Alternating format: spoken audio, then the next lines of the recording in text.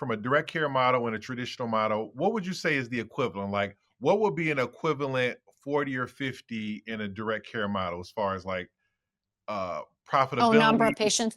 It Yeah. really depends on where you live and what your expenses are. So I always recommend people that are wanting to go direct to do the following, which is, figure out what location you're going to be.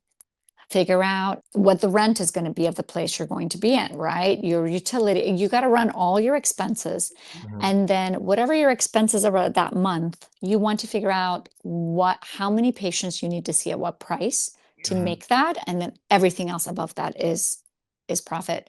So it really depends on the patient, right? You may have a super expensive EMR, or you may have what I have, which is like $80, and that all goes towards your expenses. So once you figure out your location, your expenses of just running the business, so your electricity, your rent, but it depends on how you price your procedures, like all of those things. Just got to list, okay, these will be my expenses to stay open. How many patients do I ideally want to see? And how many will I need to see at X amount per visit to make the expenses and then everything else? So they kind of guide you into, but it's very different for every person depending on what vendors you have, where you're leasing. Like my lease is very expensive here, but it's one of my bigger costs. But then everything else is way less expensive for me, Mhm. like my EMR cost or whatever.